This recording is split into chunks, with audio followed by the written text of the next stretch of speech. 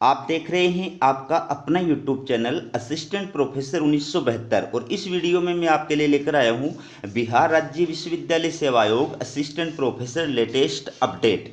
ये आप देखिए, बिहार राज्य विश्वविद्यालय सेवा आयोग पटना के द्वारा ये 5 जुलाई 2024 देर रात्रि को आवश्यक सूचना जो है वो जारी की है।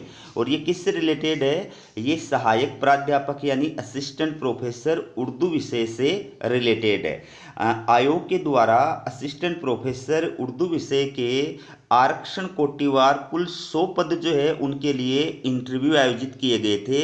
और उस इंटरव्यू के अंदर जो सिलेक्टेड अभ्यर्थी है, ठीक है, उनकी जो सूची है वो प्रकाशित की गई है। ठीक है, आपको ये भी बताया गया है कि ये जो अभ्यर्थी हैं इनके अकादमिक अंक और शैक्षणिक परिलब्धियां प्लस साक्षात्कार, इनके अंदर जो अंक प्राप्त हुए हैं उनके योग के आधार पर ये मेरिट लिस्ट जो है वो तैयार की गई है।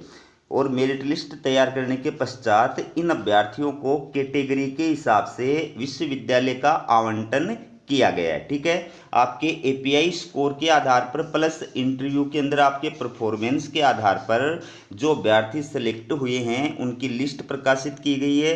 साथ ही साथ में उनके नाम के सामने उनको कौन सा विश्वविद्यालय आवंटित किया गया है उसकी भी जो है सूचना प्रकाशित की गई है।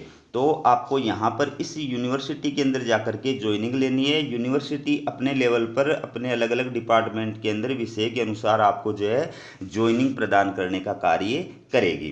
तो ये अभ्यर्थी हैं, ये है यूआर कैटेगरी के अनारक्षित कैटेगरी के जो अभ्यर्थी हैं उनकी लिस्ट है। ये अभ्यर्थी का नाम है, ये यूनिक आईडी नंबर है, ये कैटेगरी नेम है, ये अलॉटेड कैटेगरी है, ये उसका जेंडर है और ये जो यूनिवर्सिटी उसको अलॉट की गई है आयोग के द्वारा उसका नाम है। ठीक है, तो आप देख सकते हैं ये सभी विद्यार्थी जो है ये अनारक्षित कैटेगरी के अंदर हैं। टोटल 100 अभ्यर्थी हैं उर्दू विषय के जिनका यूनिवर्सिटी जो है अलॉट कर दी गई है।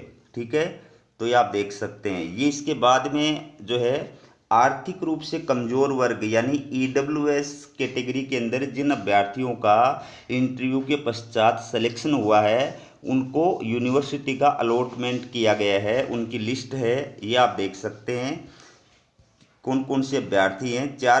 5 अभ्यर्थी हैं टोटल। इसके बाद में है पिछड़ा वर्ग यानी बीसी कैटेगरी के अंदर जिन अभ्यर्थियों का इंटरव्यू के पश्चात सिलेक्शन हुआ है उनकी लिस्ट प्लस उनको जो यूनिवर्सिटी अलॉट की गई है, आवंटित की गई है, उसकी लिस्ट आपके सामने है।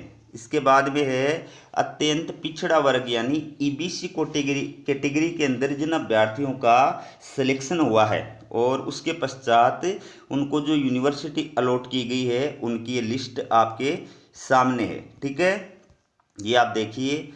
इसके बाद में है अनुसूचित जाति यानी एससी कैटेगरी के अंदर जिन अभ्यर्थियों का इंटरव्यू के पश्चात असिस्टेंट प्रोफेसर उर्दू विषय में चयन हुआ है उनको जो यूनिवर्सिटी अलॉट की गई है उसकी लिस्ट है। और उसके बाद में पिछड़े वर्ग की जो महिला अभ्यर्थी हैं उनका जो चयन हुआ है इंटरव्यू के बाद में और उनको जो यूनिवर्सिटी आवंटित की गई है उनकी लिस्ट है।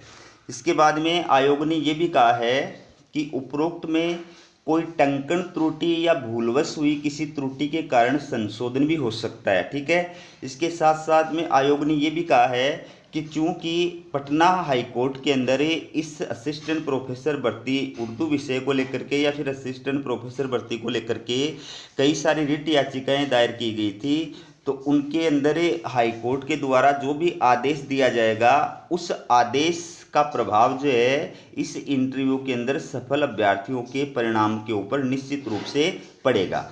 तो ये सभी जो याचिकाएं हैं इनके अंदर अंतिम रूप से जो निर्णय दिया जाएगा उस निर्णय के अधीन ये जो है उर्दू विषय का रिजल्ट रहेगा प्लस इनको जो ज्वाइनिंग का कार्य किया जाएगा वो रहेगा। ठीक है, यानी हाई कोर्ट का डिसीजन जो है वो उससे ये रिजल्ट जो है वो प्रभावित भी हो सकता है। ठीक है, तो ये थी आपके लिए बिहार राज्य विश्वविद्यालय सेवा आयोग असिस्टेंट प्रोफेसर भर्ती से जुड़ी लेटेस्ट अपडेट।